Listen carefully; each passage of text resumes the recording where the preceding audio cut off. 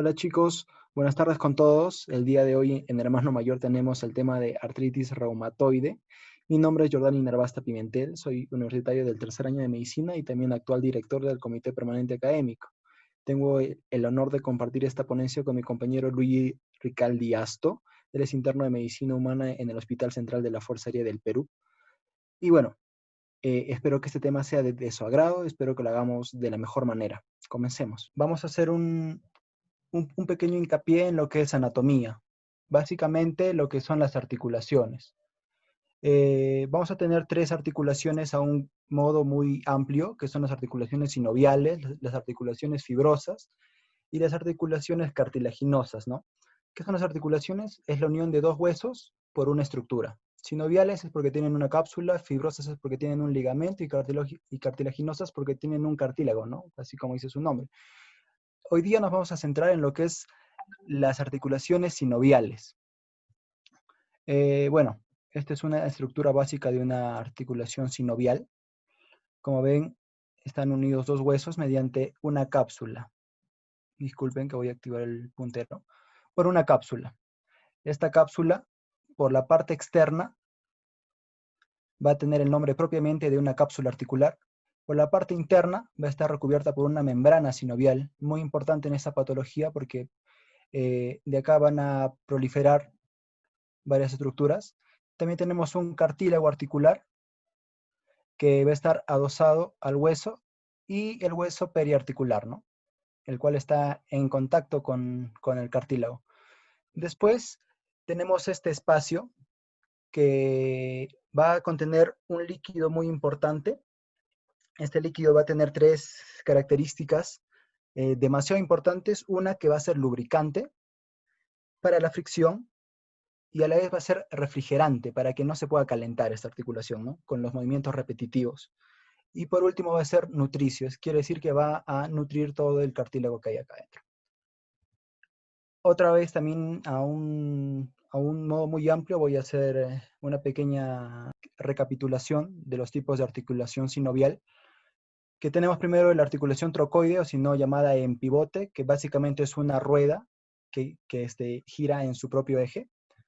Tenemos las articulaciones esferoidales, o también llamadas en artrosis, que tiene movimientos en todos los ejes, ¿verdad? Esta unión de los movimientos en todos los ejes va a ser llamado circunvolución.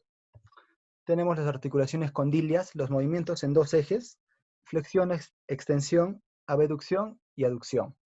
Después tenemos las articulaciones planas, que básicamente van a estar rozándose entre sí. Después tenemos las de encaje recíproco, o si no también llamadas sencilla de montar, que van a ser dos concavidades que van a encajar, así como dice su nombre, perfectamente. Y por último tenemos las articulaciones trocleares. Troclear, que significa polea, o si no, también llamadas en bisagra, ¿no? Ahora sí, vamos a tener la definición de la enfermedad. Tenemos que es una enfermedad inflamatoria crónica de origen autoinmunitario, que puede afectar a muchos tejidos y órganos, pero principalmente a las articulaciones, produciendo una sinovitis inflamatoria y proliferativa no supurativa. Entonces ya vemos la importancia de por qué hemos visto anatómicamente las articulaciones sinoviales. Es porque ahí se va a producir en mayor medida la inflamación y el daño. Ahora, la etiología y el origen es incierto, pero vamos a tener factores predisponentes, como bueno, tenemos dos factores predisponentes mayormente en todas las enfermedades, que son los factores genéticos y los factores ambientales. Dentro de los factores genéticos tenemos el HLA-DR4 y el HLA-DRB1, que son los factores de histocompatibilidad más representativos. Entonces, estos van a estar fallando. Va a haber una respuesta exagerada gracias a estos. Y también tenemos otros factores predisponentes, que son los ambientales, como tenemos el tabaco, que siempre está presente en la mayoría de las enfermedades, y los microorganismos, bueno, que van a ingresar, van a formar una infección y el sistema inmunitario se va a ver sensibilizado. Después, epidemiológicamente hablando, en el mundo, un 3 a un 5% de la población mundial va a ser afectada, que es un número muy grande. Ahora, en el Perú llegamos hasta el 5% de la población total. Pero esto va a definirse más que nada por sectores, ¿no? Por ejemplo, hay una tribu en Estados Unidos, tribu Pima, que tiene un 60% de prevalencia en esta enfermedad. Entonces, ahí vemos qué tan importante es el factor genético para esta enfermedad. Después vamos a ver que va a afectar más a las mujeres, 2 a 3 veces más, con una relación de 3 a 1. Eso quiere decir que por 3 mujeres un varón se va a ver afectado. Y después tenemos una incidencia del 40 al 60, pero con un comienzo de los 30 a los 50 años. Entonces vemos por qué es crónico esta enfermedad, ¿no? Ahora, antes de entrar a la fisiopatología, vamos a entrar al factor reumatoide.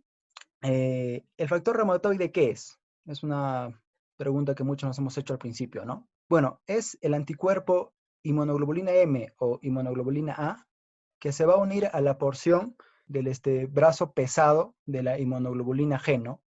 Pero esto no va a estar presente en todas las personas, simplemente en un 80%. Entonces prácticamente va a ser anticuerpo contra anticuerpo, este factor reumatoide. Bueno, este es su presentación como pueden ver acá, pero mayormente, y su forma característica es que se agrupen en pentágonos. Esta es la presentación más común del factor reumatoide. Ahora sí, entremos a la fisiopatología. Hay que ver cómo de nuestra predisposición genética, más que nada en los factores de histocompatibilidad y los factores ambientales como el tabaco y los microorganismos o las infecciones van a llegar a destruir el cartílago y también erosionar el hueso subcondral, ¿no? Entonces tenemos que esta predisposición genética y nuestros factores van a tener o van a generar una respuesta inflamatoria mediada por linfocitos, que básicamente y a grosso modo van a producir ¿qué? Factor de necrosis tumoral e interleucina 1, que van a ser los principales reactivos dañinos de la articulación. Después tenemos la interacción con el antígeno, ¿no? Como ya hemos visto, el factor reumatoideo unido a la inmunoglobulina G. Entonces, estos dos va a hacer que la respuesta inflamatoria despierte en una cascada que prácticamente va a llamar a otras células inflamatorias y se va a producir más daño porque estas células van a liberar ciertos factores. Pero antes de eso, esta respuesta inflamatoria va a despertar la angiogénesis en nuestra articulación. ¿Qué quiere decir eso? Que va a haber una proliferación de la sinovial. Esta sinovial se va a ver engrosada. Y bueno, este engrosamiento se va a llamar invasión por panus o paño, que es característico de esta enfermedad. Entonces, bueno, tenemos nuestra respuesta inflamatoria, perdón. Y bueno, como ya les iba comentando, va a haber un reclutamiento masivo de células inflamatorias. Todos los leucocitos se van a ver llamados por ciertos mediadores a la articulación. Y estos van a liberar enzimas y prostaglandinas, que básicamente van a hacer destruir el cartílago y erosionar el hueso. Esto es la fisiopatología a un grosso modo. Ahora, para especificar un poco más en las células, tenemos acá nuestros dos factores, tanto el factor genético como HLA-DR4 y DRB1, y también tenemos nuestros factores ambientales, como es el tabaco y las infecciones por microorganismos, ¿no? Ahora, estas dos, ¿qué van a hacer? Van a activar nuestro linfocito T. Este linfocito T va a estar sensible y le van a presentar un antígeno. Al presentarse un antígeno, prácticamente las dos células linfocitarias principales de esta enfermedad y las que se van a encontrar casi siempre en una mayor medida, van a ser el linfocito TH1 y el linfocito TH17. Son los linfocitos colaboradores, T-helper. T-helper 1 y T-helper 17. Entonces, el T-helper 1 va a liberar lo que es interferón gamma. Este interferón gamma, ¿qué va a hacer? Reclutar macrófagos. Y también los va a activar, específicamente macrófagos. Pero el TH17 los linfocitos colaboradores 17 van a liberar interleucina 17 e interleucina 7, que han sido preguntas en el examen, en el test, perdón. ¿Y qué van a hacer estas dos principalmente? Van a reclutar más células proinflamatorias. Entonces, estos dos se van a complementar. El interferón gamma va a llamar específicamente macrófagos, pero las interleucinas también van a llamar las otras células inflamatorias. Entonces, nuestro cuerpo va a querer combatir con lo más pesado que tiene, con todo lo que tiene. Entonces, tenemos al macrófago activado, que básicamente va a liberar factor de necrosis tumoral alfa e interleucina 1. Estas dos son específicas de este macrófago activado. Y estas dos van a ser las principales en uno, hacer la neovascularización. Dos, a seguir reclutando más células inflamatorias y a las proteasas. Estas proteasas van a dañar la articulación. Pero el macrófago no es el único malo acá. También vamos a tener que el linfocito T activo va a liberar el RAN-KL, que básicamente lo que va a hacer es la activación de los osteoclastos. Esta activación va a hacer que haya una reabsorción ósea. Entonces tenemos la formación del panus por neovascularización. Tenemos la destrucción del hueso y del cartílago por la activación de los osteoclastos. Tenemos una fibrosis por las proteasas y por último tenemos una anquilosis. ¿Qué es una anquilosis? Es la pérdida de la función del movimiento de la articulación. Más adelante lo vamos a ver igual. Entonces, para ya terminar con la fisiopatología, tenemos acá en la esquina superior izquierda la célula presentadora de antígenos que está activando nuestra célula T, linfocito T. Y bueno, este linfocito, que básicamente va a ser el TH17 y el TH1, perdón. Bueno, estos van a liberar sus citocinas, ¿no? Que van a hacer que primero van a activar al macrófago. Después vemos que esta célula T también va a activar a la célula B. ¿Para qué? Para que se pueda diferenciar en una célula plasmática y pueda crear anticuerpos. Pero este anticuerpo se va a ver sobreestimulado. ¿Por qué? Por el factor reumatoide. Este factor reumatoide, ¿qué es lo que va a hacer? Le va a meter más candela a este macrófago. Y entonces, el macrófago va a ser, primero, va a liberar factor de necrosis tumoral. ¿Para qué? Para hacer una lisis de los condrocitos, ¿no? Después va a ser interleucina 1, para también seguir llamando más macrófagos. Ahora, esta célula T activada también está liberando ¿qué? RAN-KL, que básicamente está activando a los osteoclastos. ¿Para qué? Para que haga una degradación del hueso. Se está reabsorbiendo el hueso. Bueno, también va a estar acompañada por fibroblastos, perdón, y por neovascularización, ¿no? Que es propio de la inflamación. Ahora, para ya acabar la fisiopatología, bueno, vamos a ver qué es lo que ha pasado con nuestra articulación normal hasta que llegue a esta inflamación, ¿no? Propia de esta enfermedad, artrosis reumatoide. Tenemos que nuestra articulación normal, como ya lo hemos visto en anatomía, tiene hueso subcondral, un hueso normal, sin ninguna alteración. Tenemos una membrana sinovial que le está recubriendo por adentro. Tiene una cápsula articular externa. Tiene una cavidad sinovial. Esto es muy importante.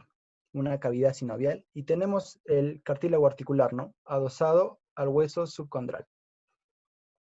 Ahora, ¿qué es lo que ha pasado en esta articulación con esta patología?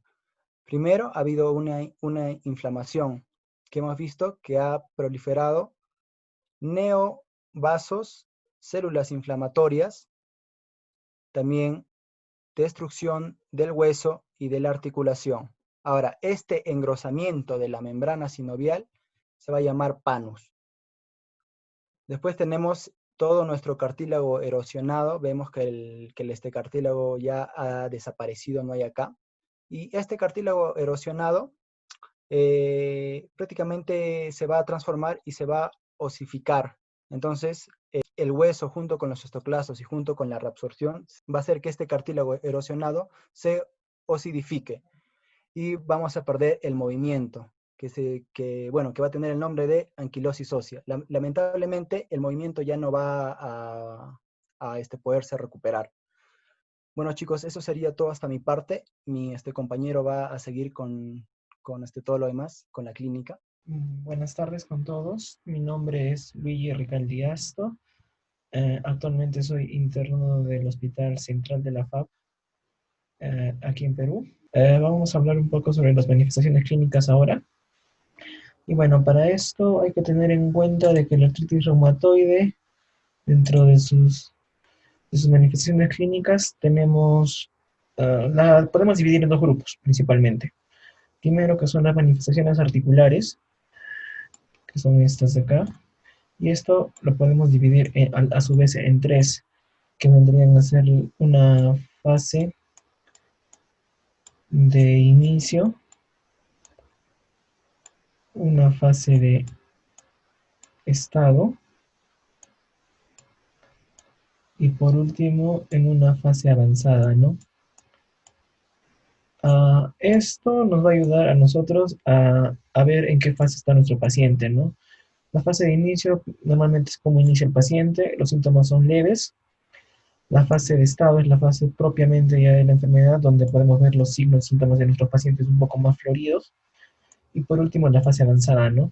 Que es la fase en la que nosotros vemos deformaciones y vemos que nuestros pacientes ya eh, están graves, ¿no? Ya están en una fase avanzada y lamentablemente ya no se puede hacer mucho por ellos, ¿no? Más que dar tratamiento paliativo. Y bueno, lo otro que son las manifestaciones extraarticulares, ¿no? Que vienen a ser, que es la fase en la cual nuestros pacientes ya tienen daño en múltiples órganos, ¿no? Y esto, bueno, también indica gravedad, ¿no? Indica que nuestro paciente no está yendo bien, que no le estamos dando un buen tratamiento y todo eso, ¿no? Así que hay que tener en cuenta muy bien estas dos divisiones, ¿no? De manifestaciones articulares y manifestaciones extraarticulares, ¿no? Bueno, ya para seguir, explicar un poco más sobre las manifestaciones articulares, tenemos, bueno, que nuestros pacientes van a venir principalmente con una poliartritis inflamatoria, ¿no? Que esta va a ser simétrica. Poliartritis, bueno, es un término tal vez un poco complicado de definir, porque alguna bibliografía la define como la afectación mayor a 4 articulaciones, mientras que otras bibliografías la consideran mayor o igual a 5 articulaciones. Así que, bueno, no es tan exacto este término, ¿no?, de poliartritis. Lo que sí sabemos ya es que de hecho, que es inflamatoria por la fisiopatología que explicó mi compañero. Y bueno, sí o sí es simétrica, ¿no? Esta patología afecta a ambos lados, ¿no? Derecha e izquierda. Y también, bueno, simétrico, bilateral. Y bueno, normalmente afecta a pequeñas y grandes articulaciones, ¿no? Hay que tener en cuenta de que las articulaciones que van a predominar dentro de estas lesiones principalmente van a ser las pequeñas, ¿no? Estas van a ser las más afectadas y se va a ver que va a haber mayor daño en esas articulaciones. Pero ya cuando existe una progresión en la patología, vamos a ver que ya va a poder afectar a grandes articulaciones también, ¿no? Normalmente el paciente al inicio nos va a venir un paciente, bueno, con astenia, con anorexia, con pérdida de peso y, bueno, con ligero aumento de la temperatura, ¿no? Una febrícula. Aquí en la imagen tenemos más o menos una paciente, las fases de una paciente con artritis reumatoide. Y bueno, la paciente viene con mucho disconfort y bueno, con mucho malestar, ¿no? Por lo que hay que tener en cuenta siempre hay que tener en cuenta esto al momento de hacer nuestro diagnóstico, ¿no? Ya para hablar de las características propias de la artritis, como lo dije, es poliarticular. Lo podemos definir, bueno, como lo dije, como mayor a 4 o mayor a 5 articulaciones. Es crónica, porque lamentablemente el paciente va a padecer esta patología por toda su vida, ¿no? No hay una cura para esta patología, y además hay que tener en cuenta de que esta patología es evolutiva, ¿no? Si nuestros pacientes no son tratados a tiempo, va a seguir evolucionando y van a llegar a tener las manifestaciones extraarticulares, ¿no? Y bueno, y sus síntomas van a ir empeorando. Además, es aditiva, ¿no? Es aditiva porque va a empezar primero en un sitio, principalmente empiezan siempre en las manos y van a ir añadiéndose algunas otras articulaciones, ¿no? Va a ir yendo a las muñecas, puede afectar en los hombros, puede afectar rodillas, tobillos, cadera, y así, ¿no? Se van a ir añadiendo algunas otras articulaciones dentro de las manifestaciones del paciente, ¿no?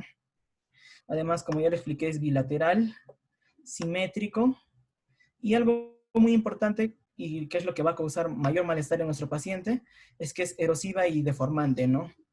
Esto causa mucho malestar en el paciente, aparte que prácticamente lo condena a tener unas articulaciones en mal estado. Además, estéticamente no se ven muy bien las manos ni las articulaciones de estos pacientes, por lo que hay que evitar que nuestros pacientes lleguen a este estado, ¿no? Esto ya es un estadio final. Uh, bueno, aquí tenemos imágenes sobre las articulaciones.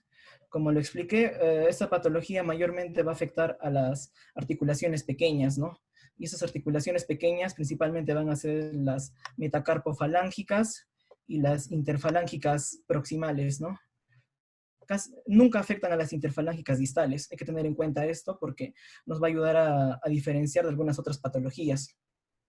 Y bueno, y ya después con el paso del tiempo van a ir añadiendo otras articulaciones, ¿no? Como la de la muñeca, la de los codos, la de los hombros, la de las rodillas.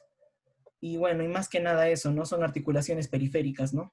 No daña mucho lo que es el esqueleto axial, como perdón, la parte axial, ¿no? Que vendría a ser la columna, ¿no? A nivel de columna solo existe daño a nivel de la parte cervical, para ser más exactos, a nivel de la articulación subatlantoxoidea, ¿no? Que es a nivel de la columna, donde va a haber ese daño, ¿no? Y bueno, aquí podemos ver las manos de un paciente, ¿no?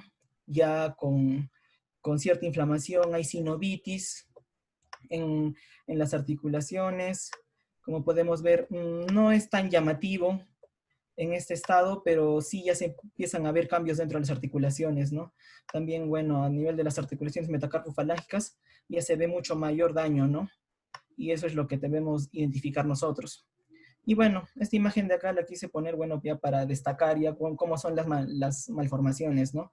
Podemos ver que ya hay mucho daño en la articulación, los dedos están totalmente deformados, incluso por acá podemos ver ya anatómicamente podemos ver ya nódulos reumatoideos en la mano, y entonces ya la patología en esta etapa ya es muy avanzada, ¿no?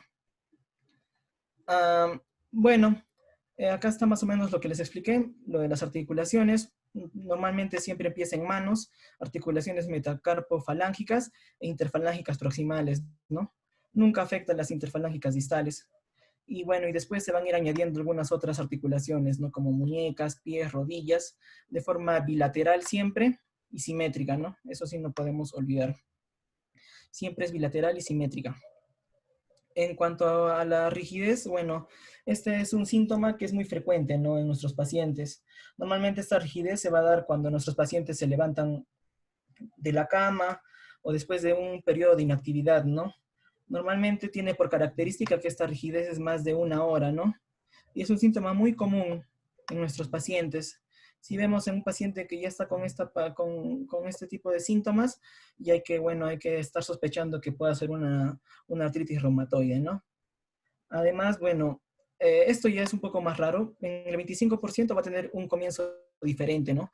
Puede ser poliarticular agudo, monoarticular, tal vez solo afecte una sola articulación, o tal vez afecte bueno, pueda causar una sinovitis, una tenosinovitis en nuestros pacientes, ¿no?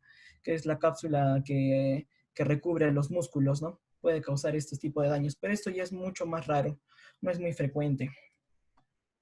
Aquí, bueno, igual la afectación en las manos característica de nuestros pacientes, con la sinovitis a nivel de las articulaciones metacarpofalángicas y a nivel de las interfalángicas proximales.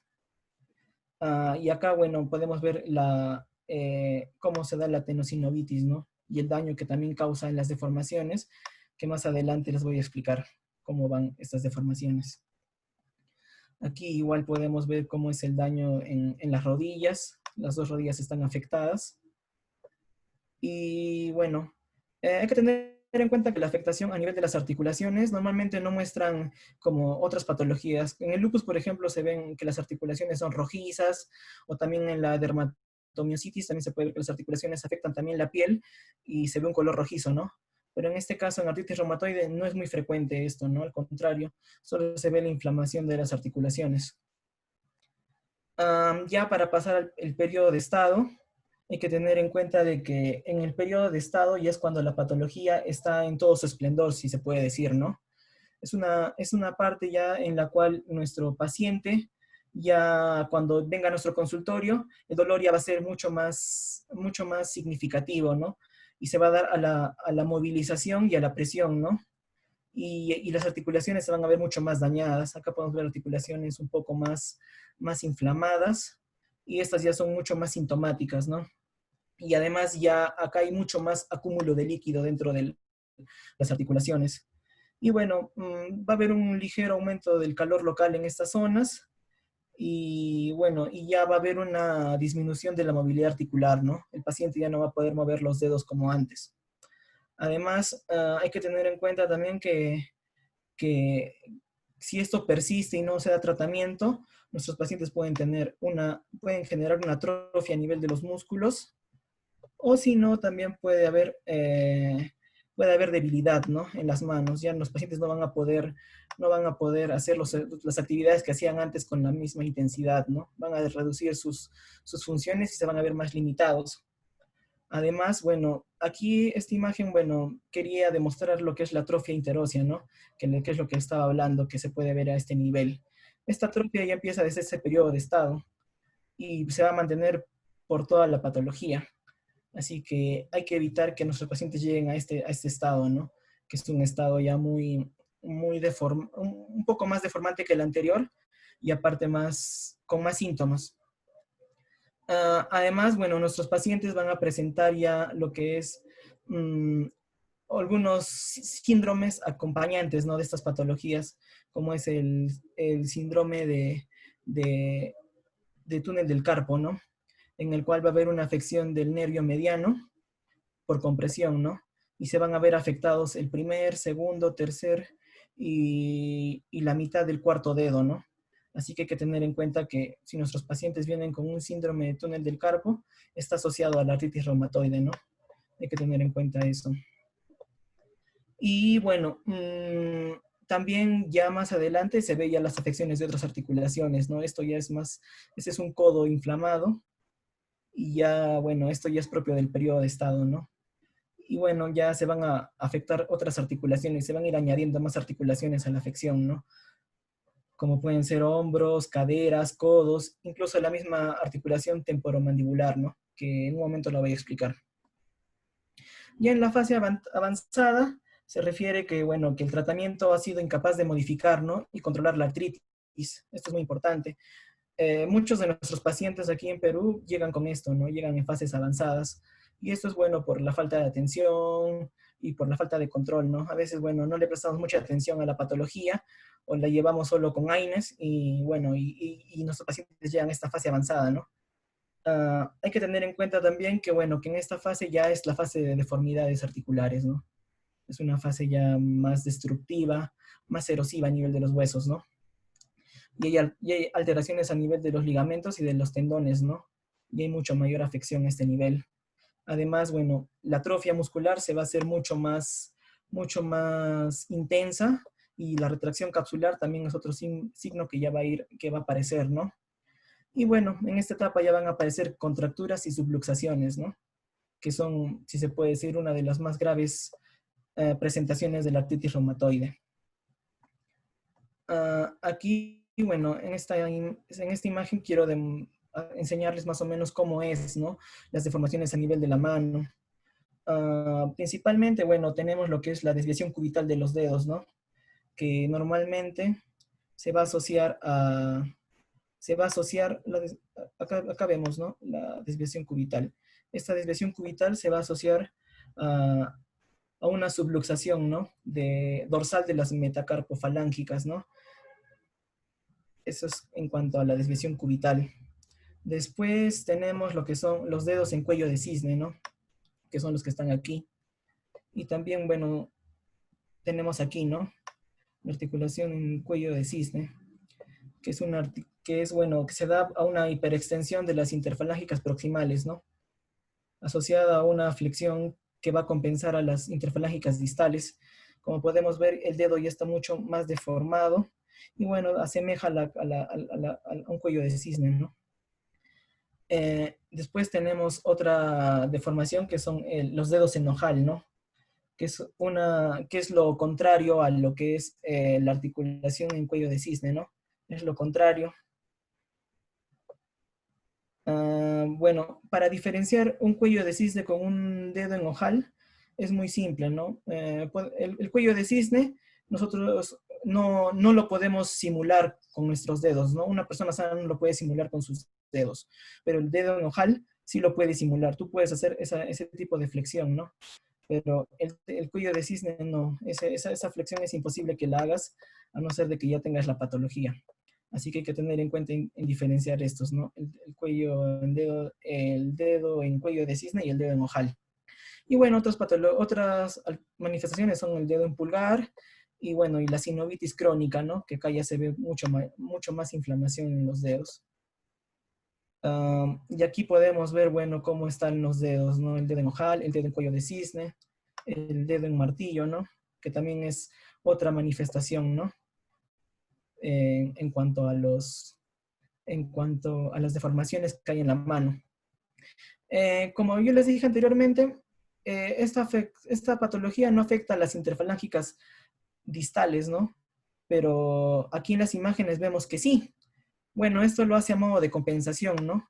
Ya que compensa el daño que existe a nivel de las interfalángicas proximales y a nivel de las articulaciones metacarpofalángicas, ¿no? Por eso es de que se ve esto en las interfalángicas distales. Pero en sí esta articulación está indemne, ¿no? No hay daño a nivel de esta articulación. Aquí, bueno, ya en las fases avanzadas también vemos daños a nivel de los pies. Normalmente, bueno, lo que va a causar en dedos de pies es el hallux valgus, ¿no? Que es una manifestación ya muy avanzada, en la cual, bueno, va a haber va a haber ya mucho más deformación, como podemos ver. Incluso se puede llegar en estadios ya más avanzados, así, ¿no? Ya dedos mucho más deformados, prácticamente la arquitectura de los pies se han perdido, ¿no? Lo cual indica que la enfermedad está en un estadio muy avanzado. También otro signo que aparece aquí, bueno, otro síntoma que aparece es el quiste de Baker, ¿no? Que va a aparecer a nivel del hueco popliteo, ¿no? Esto es ya también otra fase muy avanzada. Y bueno, como dice aquí, es una acumulación excesiva de exudado, ¿no? En la articulación de la rodilla, que va a formar un quiste en la parte posterior, ¿no? Como podemos ver aquí. Se va a ver así, ¿no? Se va a ver abombado esta parte la parte que es detrás de la rodilla, ¿no? Para ser más específicos en el hueco popliteo. Y aquí, bueno, podemos ver cómo es esto, ¿no? Cómo es por dentro este quiste de Baker. También tenemos ya en fases avanzadas lo que es la afectación de la articulación temporomandibular, ¿no? Esta manifestación, bueno, se va a ver a la masticación, no va a haber mucho dolor, el paciente no va a poder masticar. Y bueno, también tenemos ya, esto sí es mucho más raro, es daño a nivel de la articulación cricoaritenoidea, ¿no? Que es a nivel de la laringe. Esto va a causar disconfort al momento de hablar, ¿no? El paciente no va a poder hablar y va a tener disfonía, ¿no?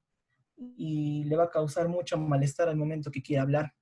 Es mucho más raro, pero también se puede ver en los pacientes en fase avanzada.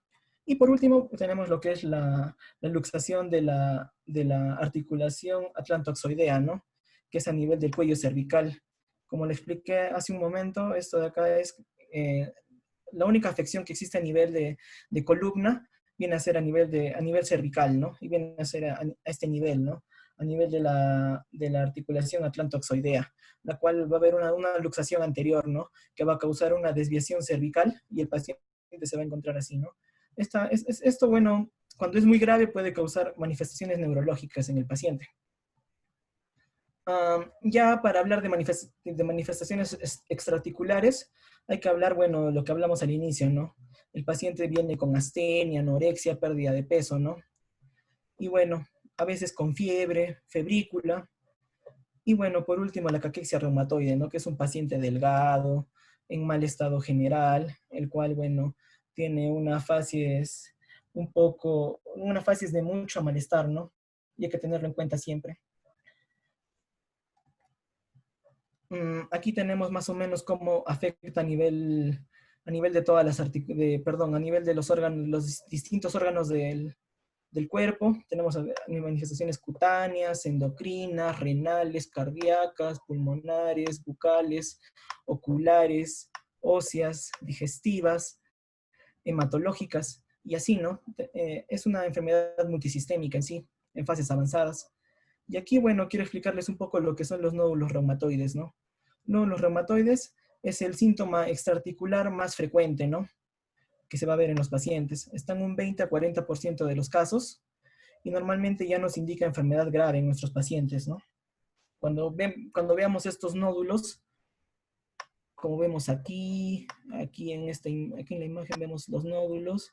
Cuando ya vemos estos nódulos, ya el paciente está en fase avanzada y no está respondiendo al tratamiento, ¿no? Y normalmente van a tener ya factor reumatoide positivo. Las características de estos nódulos es de que son subcutáneos, están debajo de la piel. Normalmente se van a encontrar a nivel del olecranon, como podemos ver aquí, a nivel del olecranon, en esta parte del codo. Y bueno, van a estar en tendones de manos, como vimos anteriormente, y en las rodillas, ¿no? En la pleura y en el parénquima pulmonar también se pueden observar, ¿no? Son nódulos pulmonares.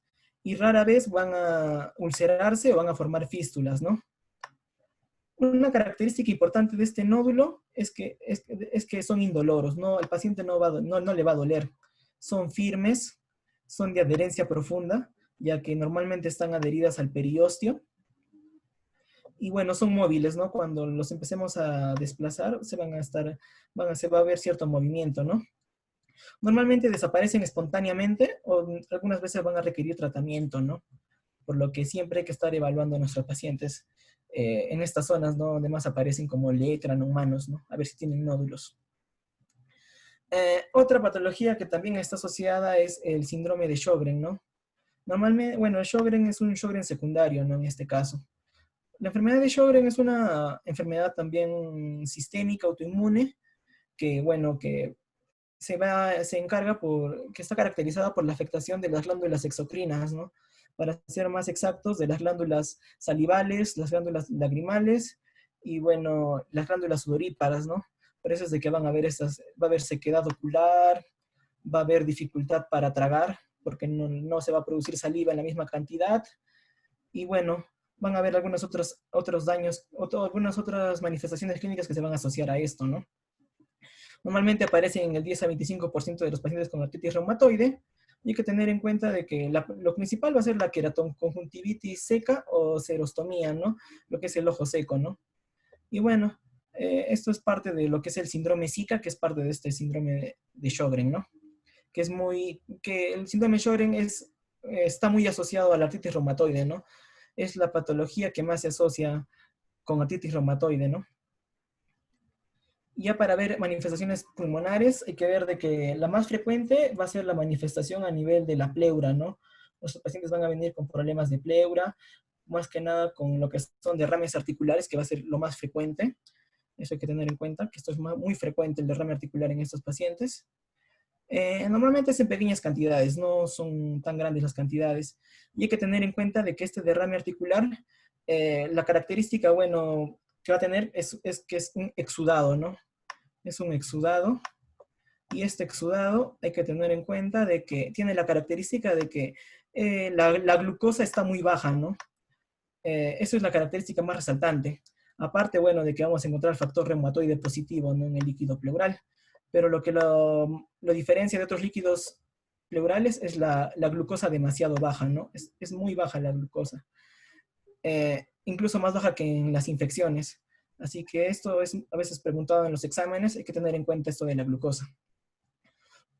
También tenemos lo que es el EPID, ¿no? Que es la enfermedad pulmonar intersticial difusa, ¿no? Que más que nada se va a ver ya un patrón restrictivo, ¿no? Tipo panal de abejas en los pacientes. También existe lo que es la bronquiolitis obliterante, que vendría a ser una obstrucción de pequeñas vías, de las vías aéreas pequeñas. Bronquiectasias también es poco frecuente, igual que la hipertensión pulmonar, pero hay que tener en cuenta que de todos los problemas pulmonares, el más grave va a ser la hipertensión pulmonar, ¿no? Se puede presentar, sí, pero es muy baja la frecuencia de este síntoma. Como también hace un momento expliqué, lo de los nódulos reumatoides pulmonares.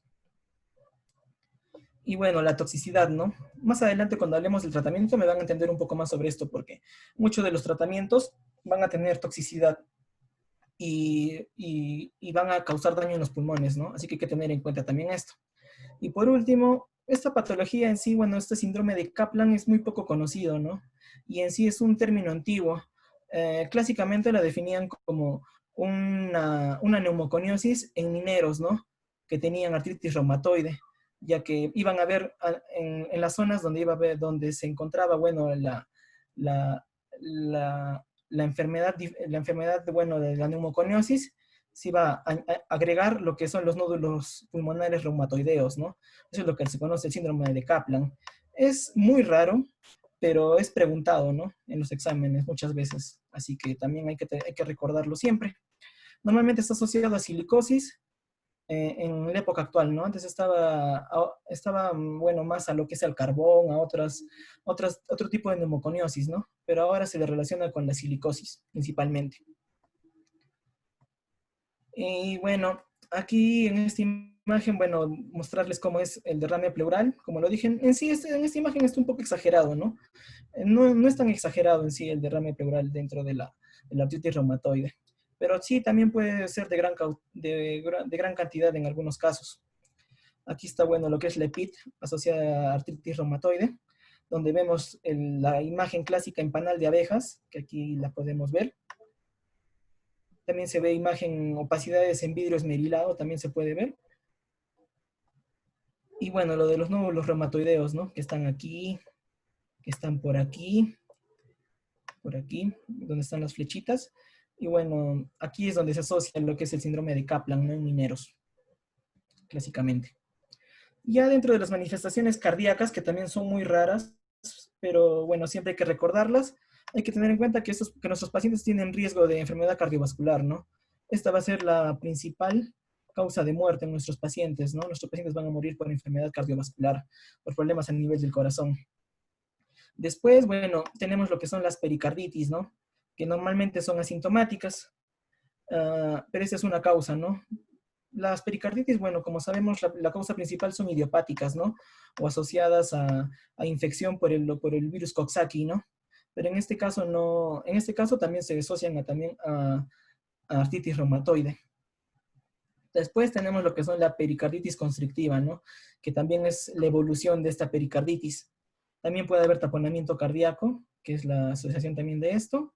Miocarditis también, que es ya mucho más raro. Y bloqueos a nivel, bueno, del sistema de conducción, ¿no? Que también son mucho más raros, ¿no? Y normalmente se van a asociar a amiloidosis estos bloqueos, ¿no? Se van a asociar a amiloidosis.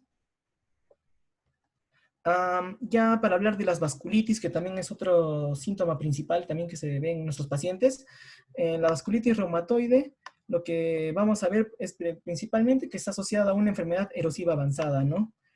Nuestros pacientes van a venir con úlceras profundas a nivel de la piel y gangrena, ¿no? Gangrena digital. Nuestros pacientes van a perder sus dedos por esto, ¿no? Además se va a asociar a mononeuritis múltiple y a infarto intestinal, ¿no? Esa es la principal manifestación que se da a nivel del sistema gastrointestinal, ¿no?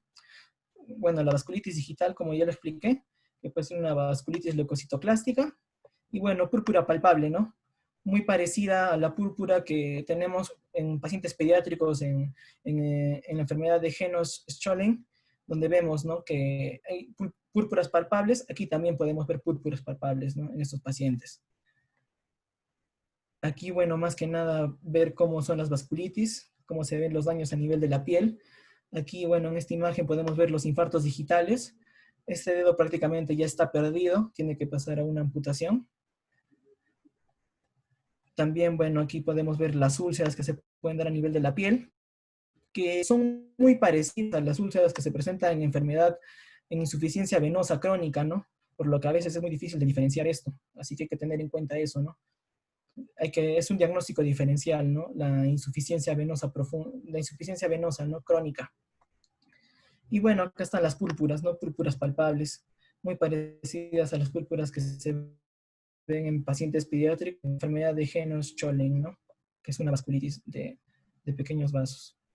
Y bueno, aquí también podemos ver las manifestaciones oftalmológicas, ¿no?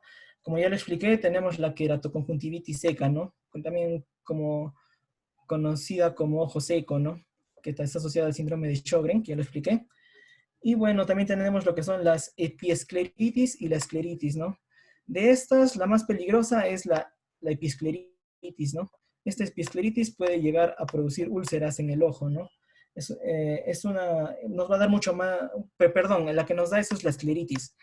La escleritis es la más dañina, la epiescleritis no es dañina, es una patología, es un síntoma que se va y viene, ¿no?, rápidamente. A lo máximo habrá un poco de lagrimeo y nada más, ¿no? Pero en la escleritis sí ya puede haber ulceraciones, ¿no? Y hay que tener en cuenta eso, es la más peligrosa. Puede dejar incluso al paciente con dificultades en la visión, ¿no?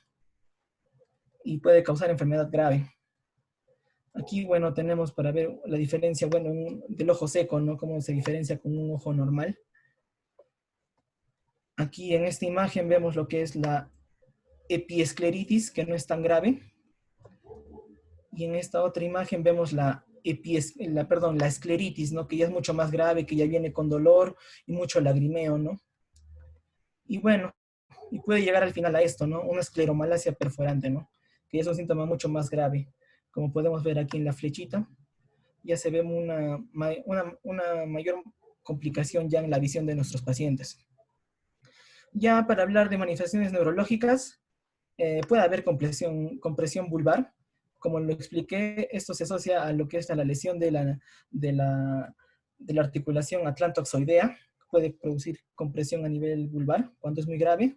Síndrome de túnel carpiano, que también ya lo explicamos, cómo se da en esta patología. También puede haber síndrome del túnel tarsiano, ya a nivel de los pies. También las mononeuropatías y las polineuropatías, ¿no?, que también son frecuentes dentro de las manifestaciones neurológicas, ¿no?, que en sí son poco frecuentes en general. En cuanto a las manifestaciones hematológicas, bueno, lo que hay que tener en cuenta es de que nuestros pacientes van a venir con anemia. Esta anemia clásicamente va a ser normocítica, normocrómica, ¿no? Y bueno, hay que tener en cuenta de que esta anemia no es una anemia no ferropénica, ¿no? O sea, que no va a responder al tratamiento con hierro, ¿no? Así que esta anemia se va a caracterizar por ser una anemia asociada a enfermedad inflamatoria, ¿no? Por lo cual, así le demos hierro a nuestros pacientes, no van a responder en este tipo de anemias. Además, bueno, cuando la enfermedad está activa, podemos encontrar trombocitosis en el hemograma y eosinofilia, ¿no?, cuando la enfermedad está activa. Y algo que es muy preguntado también en los exámenes es esto del síndrome de Felty, ¿no? Que el síndrome de Felty vendría a ser la asociación entre artritis reumatoide más esplenomegalia más una neutropenia, ¿no? Eso es lo que va a caracterizar al síndrome de Felty. Esto es muy preguntado. Normalmente estos pacientes están asociados muy genéticamente a la enfermedad y aparte tienen un factor reumatoide muy elevado, ¿no? Y eso es lo que va a caracterizar a este síndrome de Felty. También, bueno, nuestros pacientes con artritis reumatoide están mucho más predispuestos a padecer de linfomas y de síndrome linfoproliferativo crónico, ¿no? Así que siempre hay que estar haciendo controles con el hematólogo para descartar esas patologías, ¿no? También está lo que es la amiloidosis. Aquí tenemos, bueno, la imagen de cómo se ve a nivel patológico la amiloidosis. Esto ya afecta normalmente, es una complicación tardía, y lo que va a afectar principalmente es a los riñones, ¿no? Ya que va a generar una proteinuria que a veces puede ser en rango nefrótico o a veces puede ser en rango no nefrótico, ¿no? Mucho menos de lo que es un síndrome nefrótico. Así que hay que tener en cuenta esto. Normalmente es asintomático, pero causa daño en los riñones y se va a ver mucho más daño en nuestros pacientes si, si ellos, bueno, si ellos asocian otras patologías como diabetes o hipertensión, ¿no? Por eso es de que acá dice que en el 60% de los pacientes se va a ver en las necropsias, ¿no? Porque son asintomáticos. Pero si hacemos un examen de orina en este paciente, vamos a encontrar proteinuria, ¿no? Y tenemos que ver que está asociado a esto, ¿no? A la amiloidosis, que está asociada a la artritis reumatoide. El diagnóstico, bueno, se hace con biopsias, ¿no? Que se hacen a nivel de la pared abdominal, también se pueden sacar biopsias rectales y de algunas otras partes del cuerpo, ¿no? Para poder diagnosticar la amiloidosis. Y por último, tenemos lo que es la nefropatía, ¿no? Normalmente la nefropatía va a estar asociada a una glomerulonefritis mensagial y vasculitis, ¿no? Y bueno, también va a haber daño por el tratamiento. Muchos de los tratamientos, como los dije, son tóxicos y van a dañar el riñón. Uno de ellos, los AINES, ¿no? Van a dañar el riñón. Y como ya le expliqué hace poco, la amiloidosis, ¿no? Que también es un síntoma a nivel del riñón. En cuanto a comorbilidades, la primera causa, la enfermedad cardiovascular, ¿no? Esto hay que tener en cuenta. Nuestros pacientes van a morir por problemas a nivel del corazón, ¿no? Después tenemos a la osteoporosis, ¿no? Que es un daño propio de la edad de nuestros pacientes. Además, la osteoporosis es más frecuente en mujeres. Y bueno, también los medicamentos también van a causar ese deterioro a nivel de los huesos, ¿no? También nuestros pacientes van a tener con frecuencia infecciones, ¿no? Que también es muy frecuente. También, bueno, como lo dije, los medicamentos van a causar daño. Uno de ellos es los AINES, ¿no? Van a causar gastropatía principalmente, aunque también pueden causar enfermedad renal, dificultades a nivel de los riñones, ¿no? Y la debilidad muscular, ¿no? Que también está asociada con el tratamiento, que más adelante y bueno, y con la progresión de la enfermedad, que más adelante lo voy a explicar cuando veamos tratamiento. Exámenes de laboratorio, bueno, principalmente se pide factor reumatoide, los anticuerpos antipéptidos cíclicos citrulinados, los anti-CCP, los anticuerpos antinucleares, los reactantes de fase aguda como PCR, BCG. Se va a pedir también un hemograma siempre. Y bueno, y lo que es el estudio de líquido sinovial, ¿no? Que se puede hacer en grandes articulaciones como lo son la rodilla, el hombro, ¿no? Aquí, bueno, mi compañero ya explicó qué es el factor reumatoide. Lo único que acá quisiera recalcarles es que es positivo cuando es superior a 40 unidades internacionales por mililitro, ¿no? Y hay que tener en cuenta de que este factor reumatoide no es muy específico, ¿no? Porque puede estar elevado por muchas causas. Puede estar elevado en el 5% de la población general, va a estar elevado. Además, el 20% de la población mayor de 65 años también va a estar elevado en estos pacientes, ¿no? Y además va a estar elevado en otras patologías, ¿no? Otras patologías reumatológicas como el Sjögren, el lupus, la esclerosis sistémica, la polimiositis dermatomiositis y la enfermedad mixta del tejido conectivo, ¿no? Van a estar elevados en todas estas. Y también incluso en enfermedades que no están asociadas a enfermedades reumatológicas, como son infecciones, endocarditis bacteriana, hepatitis, sarcoidosis, infecciones virales, incluso en cáncer, ¿no? Así que el factor reumatoide no es específico de artritis reumatoide, eso hay que tenerlo en cuenta. Pero lo que sí nos ayuda el factor reumatoide es a definir si una artritis reumatoide es seropositiva o seronegativa, ¿no? Eso sí es lo que nos ayuda a distinguir este factor reumatoide. Ahora, en cuanto a los anticuerpos, los anti-CCP, que son los antipéptidos cíclicos citrulinados, hay que tener en cuenta que es un mejor marcador que el factor reumatoide, ¿no? Es un factor diagnóstico y pronóstico, y se detecta años antes de la enfermedad. Según diversos estudios, se sabe que se detecta hasta 14 años antes de la enfermedad, ¿no? Este factor reumatoide. La sensibilidad es específica al factor reumatoide, pero en lo que le gana es en esto, ¿no? La especificidad, 95%. Así que si encontramos este anticuerpo, estamos 100% seguros de que es una artritis reumatoide, ¿no? Y además nos sirve para diagnóstico y pronóstico del paciente. Después tenemos los anticuerpos antinucleares, ¿no? También conocido como ANA, que ya son mucho más alejados. Ya en sí, esto podemos encontrar en muchas otras patologías como el lupus. Es positivo en el 25% de los pacientes con artritis reumatoide, pero en estos pacientes va a estar negativo los anticuerpos anti-DNA, ¿no? Y bueno, estos anticuerpos no determinan ni el diagnóstico ni el pronóstico, ¿no? Así que no son muy importantes. Después, bueno, como les expliqué también, lo que nos ayudan son los reactantes de fase aguda, ¿no? El PCR va a estar elevado, el BCG también, el fibrinógeno también, y a nivel del hemograma vamos a ver trombocitosis, ¿no? Y la anemia que ya expliqué hace un momento, ¿no? Que por característica en la mayoría de los casos es normocítica, normocrómica, ¿no? Y bueno, el líquido sinovial va a tener de características de ser inflamatorio, ¿no? En esta patología.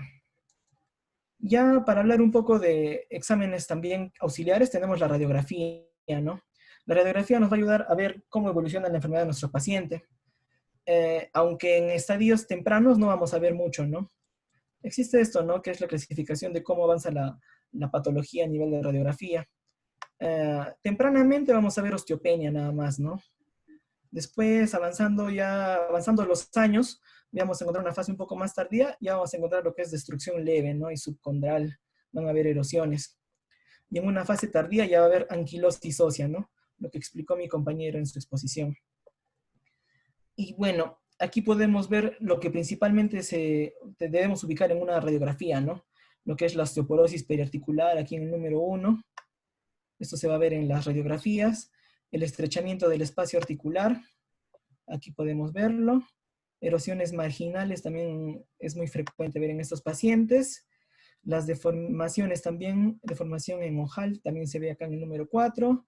En el número 5 la deformidad en cuello de cisne. Y bueno, las subluxaciones y las luxaciones, ¿no? Que ya son más graves. Esto siempre se ve tardíamente, ¿eh? No, esto no lo vamos a ver en un paciente que recién está debutando. Al menos con radiografía no lo vamos a ver. Aquí tenemos, bueno, esta escala que quería mostrarles. En sí esta escala es más, la escala, bueno, de Sharp-Van der Heide. Es una escala, bueno, que ve cómo es la progresión, ¿no? Esto es más de radiólogos. Solo quería explicarles de que existe este tipo de escalas en las cuales vemos cómo va progresando la enfermedad, ¿no? Esto ya es más de radiología, pero esta escala nos ayuda a ver cómo está progresando la enfermedad. Y bueno, otro examen de imagen que nos ayuda es la ecografía, ¿no? Esta sí es mucho más precoz, ¿no? Hay que tener en cuenta esto, que esto sí es precoz. Esto sí nos puede ayudar a ver muy tempranamente las erosiones en nuestros pacientes. Como lo dice aquí, en manos expertas va a ser muy útil. Vamos a poder reconocer fácilmente los daños a nivel de las articulaciones. Aquí podemos ver una articulación normal a nivel de la mano, y aquí vamos a ver cómo es el daño, ¿no? Cómo crece, se puede ver el panus y todo eso, ¿no? Se puede ver el aumento del líquido sinovial y todo lo que caracteriza, ¿no? Como lo dije, es para usarlo de forma temprana. Y bueno, cuando no se objetiva el examen físico, se usa más cuando no se ve nada en el examen físico, ¿no? O tenemos muchas dudas. Ahí lo podemos usar, esta ecografía. También tenemos resonancia magnética, la cual, bueno, también nos sirve porque nos ayuda a ver erosiones en etapas tempranas, pero el problema con esto es de que no hay acceso, ¿no? En todo sitio. No podemos ver esto, no podemos tener estas imágenes en muchos de nuestros centros de salud, ¿no? Así que no, por eso no se recomienda el uso de la resonancia magnética. En cuanto al diagnóstico, bueno, hay que tener en cuenta que es más clínico, ¿no? Y que no es difícil de hacerlo en el periodo de estado. Es un reto en fases iniciales porque, como lo ven, es una enfermedad que puede presentarse de muchas maneras. Y bueno, tenemos lo que son los criterios de la ACR, EULAR, ¿no? ACR es la asociación, bueno, americana de reumatología, y la EULAR es europea, ¿no? Y la del 2010 es la que está vigente hasta ahora. Y bueno, el diagnóstico diferencial es complicado, ¿no? Hay que hacer con otras artritis, ¿no? Más que nada con artritis infecciosas o algún otro tipo de artritis que se puedan presentar. Aquí, bueno, este cuadrito solo lo puse a modo de historia, ¿no? Estos son los criterios anteriores, que son los criterios de 1987. Estos criterios no se usan ya porque lamentablemente estaban enfocados a diagnóstico tardío. Como podemos ver, acá dicen nódulos reumatoides. Nódulos reumatoides aparecen muy tarde.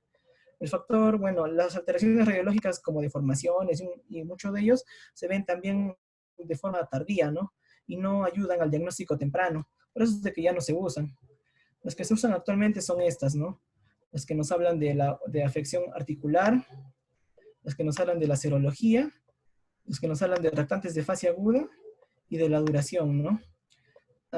Esto tiene que sumar 6, tiene que ser mayor o igual a 6 para tener un diagnóstico de artritis reumatoide, ¿no? Hay que tener en cuenta de que se puede empezar tratamiento cuando es sin que sume 6, ¿no? No es necesario que sume 6 para iniciar tratamiento, pero tenemos que estar muy seguros de que es artritis reumatoide, ¿no? Para poder hacer eso. Aquí, bueno, nos habla un poco de las articulaciones. Algo para resaltar acá de la afectación articular es de que hay más puntaje cuando se afectan articulaciones pequeñas, ¿no? O sea, para ser más exactos, las articulaciones de la mano, ¿no? Así que hay que tener en cuenta mucho lo que es la manifestación a nivel de la mano, ya que es grave y aparte es el sitio donde más se afecta, ¿no? Esto es importante. Después, bueno, en serología está lo que es factor reumatoide y los anticuerpos contra los péptidos citrulinados, que también pueden estar en valores, bueno, si está alto ya hay mayor puntaje, ¿no? Igual, bueno, los reactantes de fase aguda como BCG y PCR también están elevados. Y por último, la duración, ¿no? Que es más de 6 semanas para poder considerar una patología de este tipo, ¿no? Aquí, bueno, también a modo para que conozcan un poco, les puse esto, ¿no? El DAS28, ¿no? Que viene a ser más que nada la valoración clínica. Esto nos ayuda a ver qué tan bien está progresando nuestro paciente o no. Esto es una fórmula matemática complicada, como pueden ver aquí.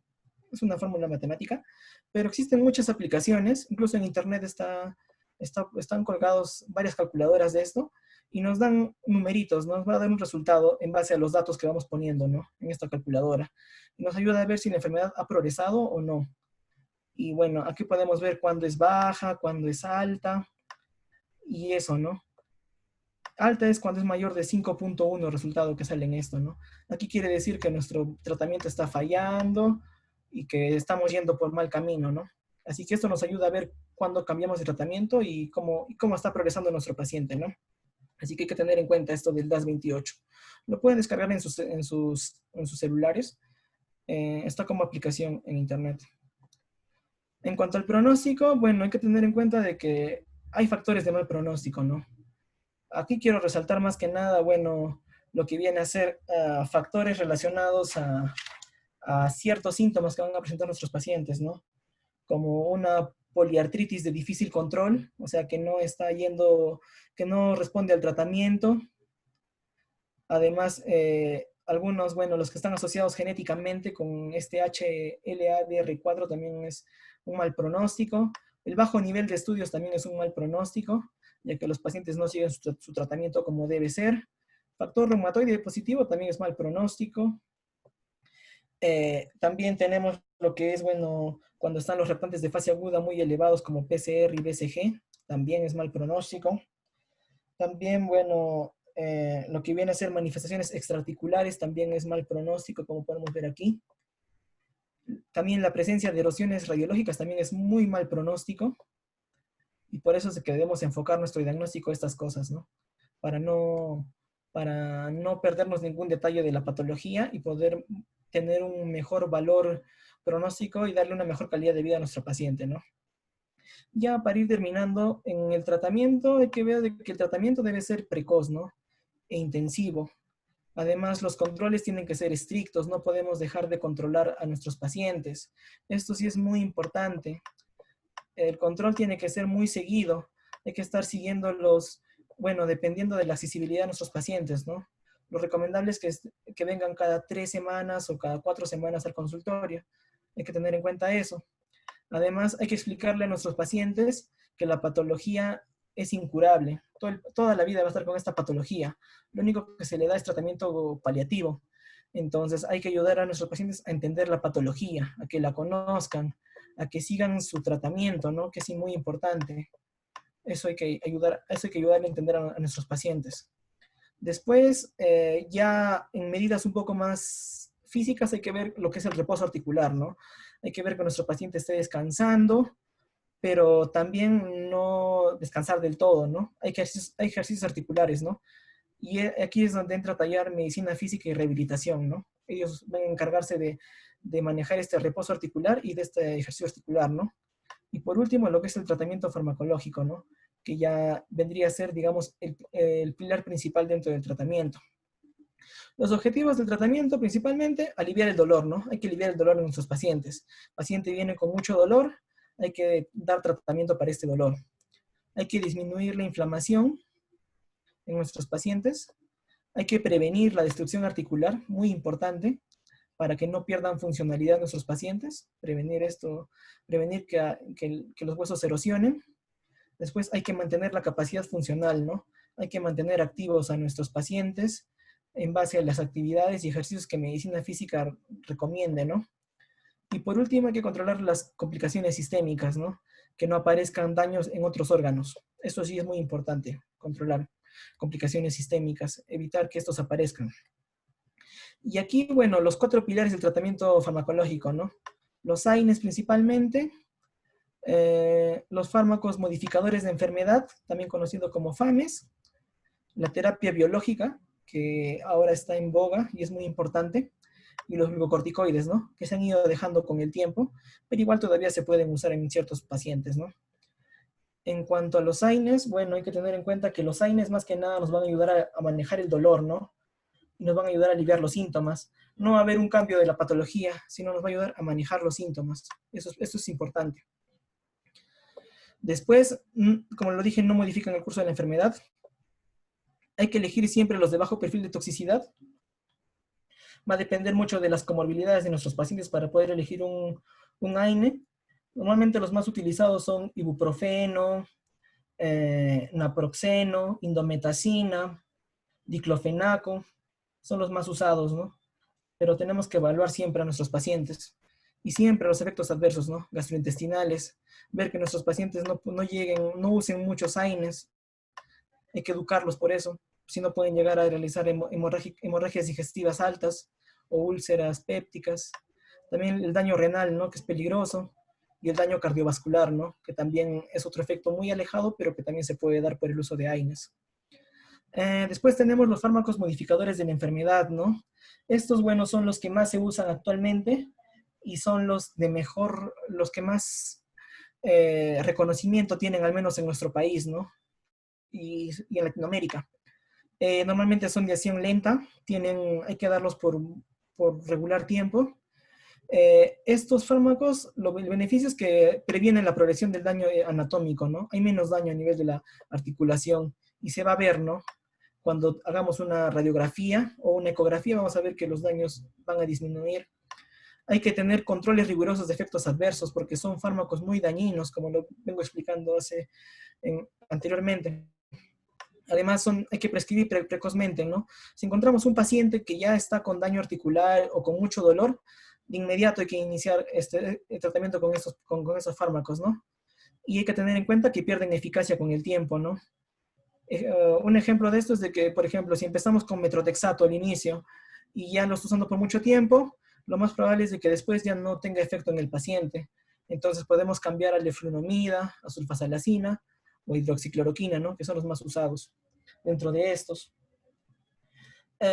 Bueno, aquí para cerrar un poco la idea, el metrotexato, bueno, es un fármaco muy bueno, es un antagonista del ácido fólico, y lo que sí hay que ver con este es de que va a causar efectos secundarios un poco graves, ¿no? Al menos gastrointestinales, va a haber mucho daño gastrointestinal, ¿no? Nuestro paciente va a estar con dispepsia. Entonces, lo que tenemos que hacer con estos pacientes para que no haya mucho daño es, bueno, asociarlo a ácido fólico, ¿no? Siempre está asociado a ácido fólico este tratamiento. Después, este metrotexato es el mejor, ¿ah? Es el que mejor respuesta tiene en estos pacientes. Después está la leflunomida, la sulfasalacina y la hidroxicloroquina, ¿no? Esta hidroxicloroquina, bueno, más se usa en ancianos y en artritis reumatoides leves, ¿no? Se puede usar este fármaco. Hay que tener en cuenta de que, más que nada, la hidroxicloroquina produce síntomas. Así que hay que mandar a nuestros pacientes al oftalmólogo, ¿no? Para que pueda evaluar estos efectos secundarios de estos medicamentos. Y aquí, bueno, un poco de lo que es fármacos biológicos, ¿no? En nuestro país, bueno, no se usa mucho porque los costos son muy elevados. Eh, en sí son muy buenos, tienen muy buena respuesta a la artritis reumatoide, pero es peligroso, pero es muy caro, ¿no? Como lo digo, no es accesible a todos. Principalmente, bueno, recordar al rituximab, que actúa a nivel del CD20, rituximab. Uh, Rituximab vendría a ser ¿cómo se llama? Un anticuerpo híbrido, ¿no? Es un anticuerpo híbrido, rituximab. También tenemos a lo que es el tocilizumab, ¿no? Que funciona a nivel de la interleucina 6, como podemos ver aquí. Tocilizumab, interleucina 6. Anakinra también está aquí, que funciona a nivel de la interleucina 1. Va a bloquear la señal de esta interleucina. Anakinra está más recomendado en artritis reumatoide juvenil. Se usa mucho Anakinra en artritis reumatoide juvenil. Y bueno, los otros, ¿no? Los anti-TNF, ¿no? Como adalimumab, etanercept, infliximab. Estos ya son anticuerpos monoclonales, ¿no? Y bueno, más que nada eso, ¿no? Reconocerlos, saber dónde actúan, ¿no? Estos fármacos biológicos. Y bueno, tratamiento con corticoides, como lo expliqué, ya muy poco usado, ya no se usa mucho por los efectos secundarios que tienen. Son efectos secundarios muy graves. Normalmente se usan a dosis bajas. El de elección, al menos en nuestro país, es la prednisona, ¿no? Porque tiene muy buena respuesta en nuestros pacientes. Van a reducir la progresión de las erosiones articulares. Y bueno, el problema de estos fármacos es de que nos pueden generar un Cushing secundario, ¿no? O iatrogénico a fármacos. Así que hay que tener cuidado en el manejo. Hay que reducir la dosis de forma lenta, ¿no? Hay que tener cuidado con esto.